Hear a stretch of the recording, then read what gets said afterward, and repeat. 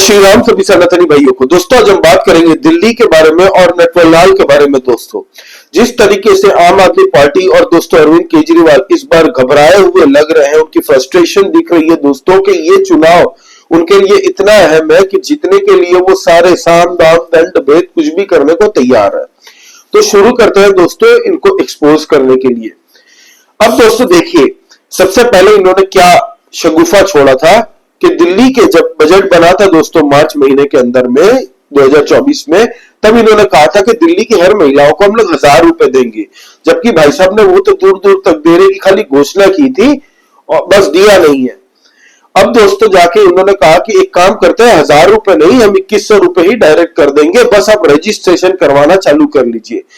दोस्तों कहा जा रहा है कि 25 से 27 लाख महिलाओं ने रजिस्टर करवाया दोस्तों, और ये कोई सरकारी रजिस्ट्रेशन नहीं है, ये बस ऐसे ही पार्टी अपने लेवल पे करवा रही है, नाम ले रही है, मोबाइल नंबर ले रही है, वोटर आइडेंटिटी कार्ड ले रही है, उनका एड्रेस ले रही है। तो ये डेटा कहां जा रहा है भाई? ये तो इलीगल है अपने आप में ही, आप ऐसा नहीं करवा सकते, ना कोई सरकारी नोटिफिकेशन इसके लिए जाहिर हुआ।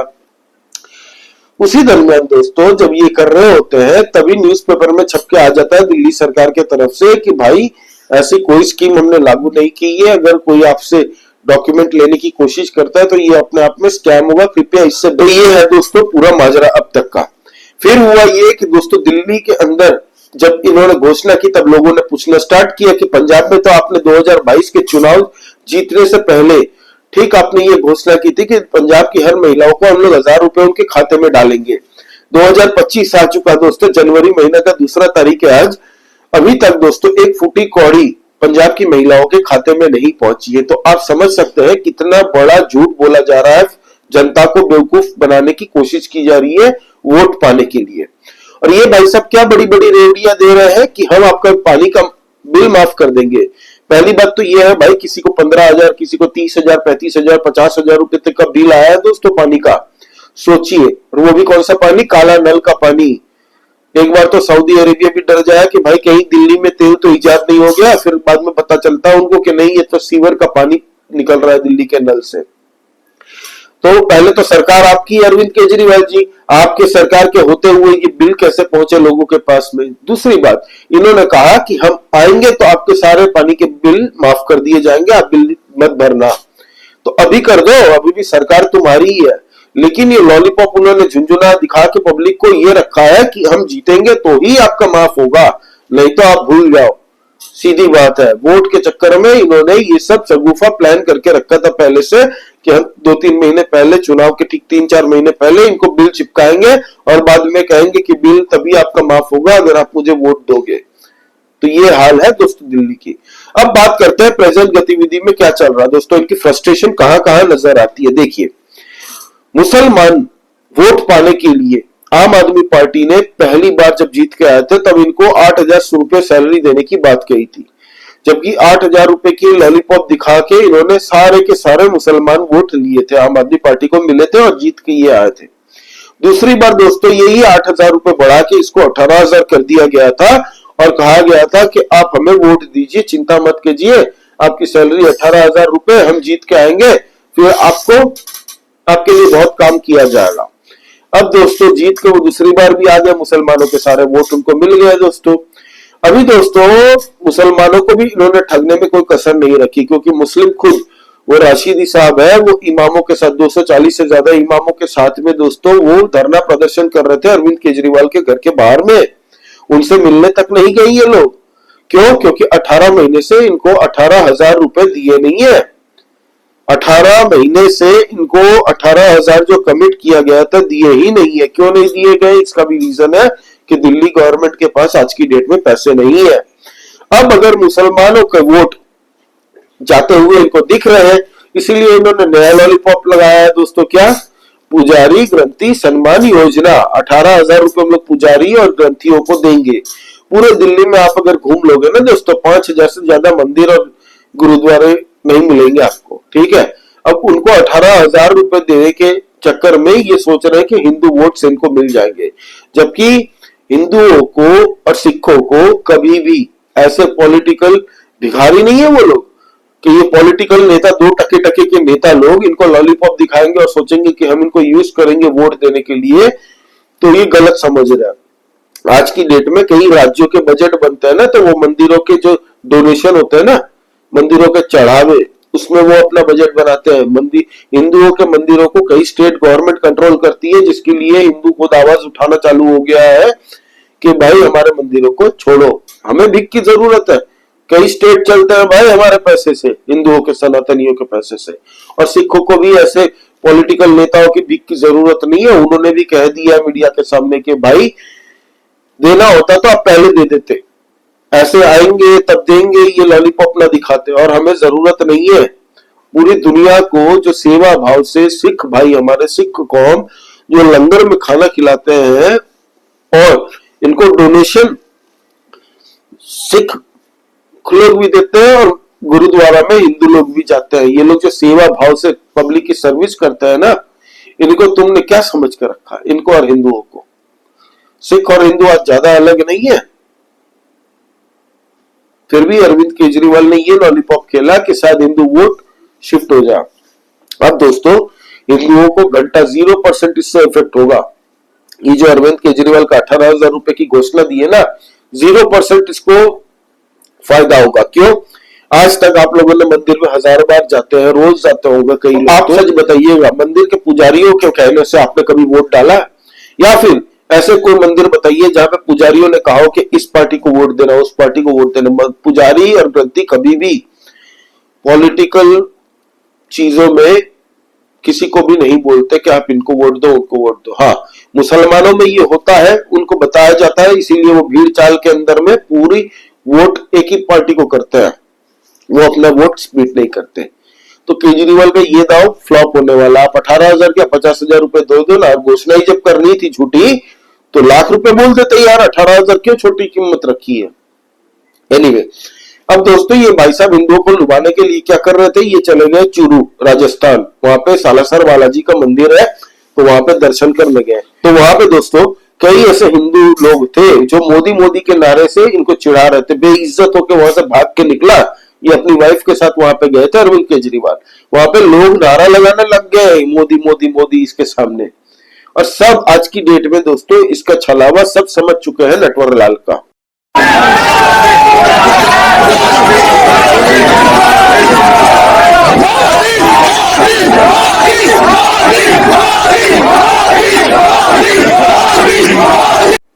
अब दोस्तों इसको सबसे ज्यादा डर आज की डेट में ये है कि कहीं कांग्रेस हमारा वोट, क्योंकि कांग्रेस का ही वोट शेयर था जो अरविंद केजरीवाल को मिला, केजरीवाल की तरफ खिसक गया था। भाजपा के वोट तो इंटैक्ट है, भाजपा के वोट हमेशा इंटैक्ट ही रहते हैं दोस्तों। भाजपा के वोटर हमेशा आइडियोलॉजी से जुड़े रहते हैं। हाँ, वो शायद वोट देने ना जाए कई लोग, लेकिन वो वोट नहीं देंगे तो भाजपा छोड़ के किसी को नहीं देंगे। तो भाजपा के वोट नहीं, अब कांग्रेस चुनाव लड़ने की थोड़ी ताकत दिखा रही है, तो अरविंद केजरीवाल को और ब्लड प्रेशर बढ़ रहा है भाई का। वो कांग्रेसियों को गालियां दे रही है, बोल रही है कि भाई तुमको भाजपा स्पॉन्सर कर रही है, तुम्हारे कैंडिडेट्स की लिस्ट भाजपा ने तैयार की है। उल जुलूल। संजय दीक्षित ने खुद कहा कि मैं डिफेमेशन केस लगाऊंगा आतिशी मारलेना और संजय सिंह के ऊपर में। अब दोस्तों आरएसएस पूरे दिल्ली में जाके जगह जगह कैंपेन करेगी और छोटी छोटी सभाएं करेंगी दोस्तों। इस न्यूज से अरविंद केजरीवाल का ब्लड प्रेशर तो छोड़िए, पूरे आम आदमी पार्टी का ब्लड प्रेशर बढ़ चुका है। चाहे वो आतिशी मारलेना हो, चाहे वो मनीष सिसोदिया हो, चाहे वो संजय सिंह हो, या अरविंद केजरीवाल हो, या सुनीता केजरीवाल जी हो। क्यों चढ़ा है पता है? आरएसएस जब उतरेगी दोस्तों तो इसको पता है कि आरएसएस जनताओं के बीच में आरएसएस का इंपैक्ट क्या होता है। और दोस्तों इसीलिए ये भाई साहब ने अपने फ्रस्ट्रेशन में क्या किया, जब दिमाग काम करना बंद हो जाता है तो इन्होंने चिट्ठी लिख दी आरएसएस को। ये चिट्ठी है, इन्होंने चिट्ठी लिख के दो सवाल पूछे कि आप ये बताइए कि अगर बीजेपी खुलकर पैसा बांट रही है वोटरों को कि ये लीजिए पैसे, आप बीजेपी को वोट दीजिएगा, क्या आरएसएस को ये सही लगता है? दूसरी बात इसने क्या किया, जो गरीब, दलित, पूर्वांचली और झुग्गी झोपड़ी में रहते हैं उनका वोट काटा जा रहा है। तो क्या आरएसएस इस बात को सब्सक्राइब करती है कि कोई जो कई सालों से दिल्ली में रह रहे हैं उनके वोट काटे जा रहे हैं बीजेपी, तो ये क्या सब्सक्राइब कर रही है आरएसएस? तो ये दो सवाल पूछ के इसने भेज दिया कि आरएसएस को और बीजेपी के बीच में हम शायद रिफ्ट लगाने में या मतभेद करने के लिए हम शायद सक्षम हो जाए, क्योंकि अब ये गिरा है कांग्रेस से भी, आरएसएस भी इसमें कूदेगी। अभी बीजेपी ने तो लिस्ट ही नहीं उतारी, अब बीजेपी लिस्ट उतारेगी फिर बावेला मचाएगा।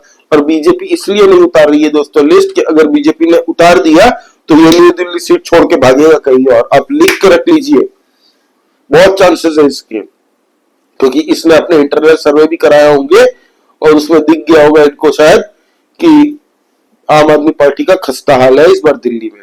लोग दोस्तों वीडियो बना रहे हैं सोशल मीडिया में हर एक इलाके की, किस तरीके से सड़कें खुदी है, इलेक्ट्रिसिटी नहीं आ रही है, फिर पीने का पानी खराब है दोस्तों, वहां पे हेल्थ सिस्टम हॉस्पिटल के खराब है दोस्तों। स्वाति मालीवाल ने कितनी बार खुद वीडियो बना के दिखाया है कि एक एक बेड पे 3 से 4 पेशेंट ये सब एक्सपोज तो कर रहे हैं ना आम आदमी पार्टी को। तो अरविंद केजरीवाल को ये भाप चुका वो कि इस बार बहुत टाइट सिचुएशन है। हाँ, अगर कांग्रेस के साथ बैकडोर में ये सेटिंग नहीं कर लेते तो आप लिख के रख लीजिए, इस बार भाजपा की सरकार बनने से कोई नहीं रोक सकता।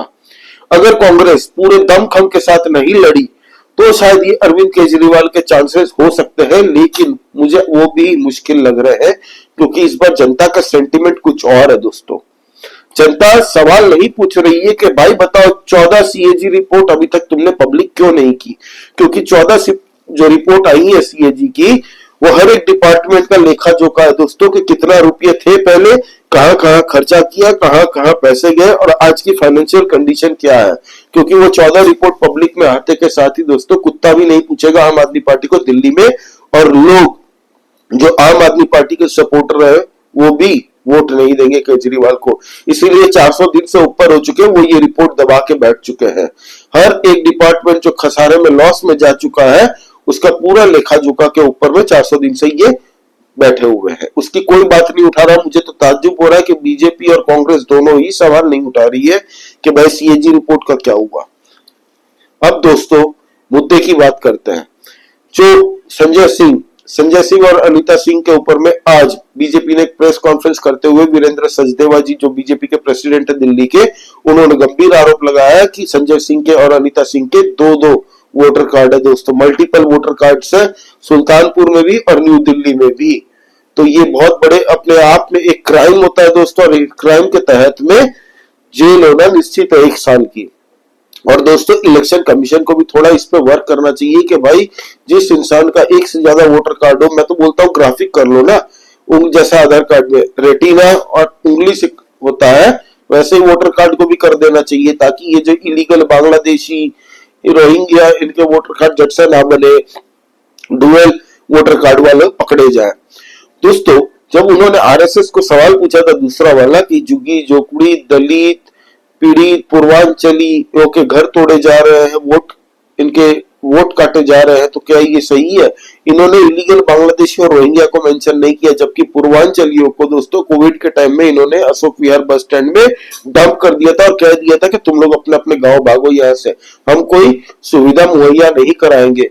वो तो भला हो उत्तर प्रदेश के योगी आदित्यनाथ महाराज जी का, जिन्होंने बस सुविधा पहुंचाई और लोगों को अपने अपने घरों तक अपने अपने गाँव तक पहुंचाया, तब ये पूर्वांचलियों के खिलाफ थे। आज इनको वो इलेक्शन के टाइम में पूर्वांचली बड़े याद आ रहे हैं, तो ये पूर्वांचली भूलते नहीं है झट से कोई भी बात।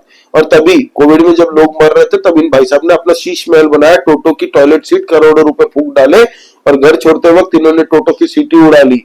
वो टोटो की सीट जब लगवाई थी वो दिल्ली के टैक्स पेयर के पैसे से लगवाई थी।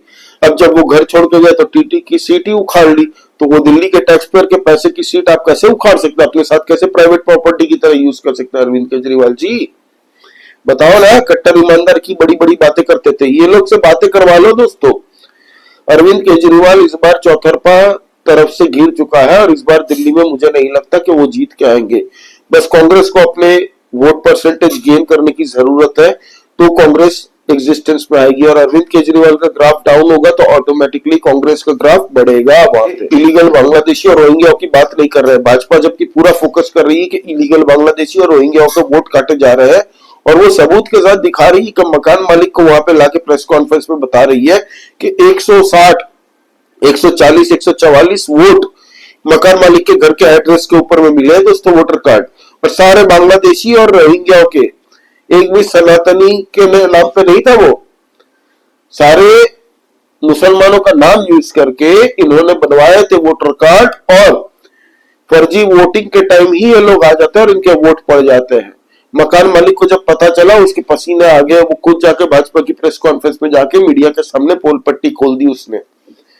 ये आज नहीं, कल को यही वोटर कार्ड में से कोई लोग उठ के उसका घर भी क्लेम कर सकते हैं और बोल सकते हैं ये मेरी प्रॉपर्टी है, जाके वक्त में क्लेम कर दे, तो वो मकान मालिक का घर भी तो गया।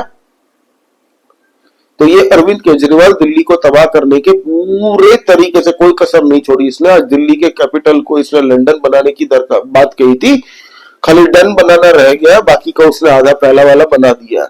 आज दिल्ली बर्बाद कर दिया इसने। तो ये था आज का एनालिसिस दोस्तों।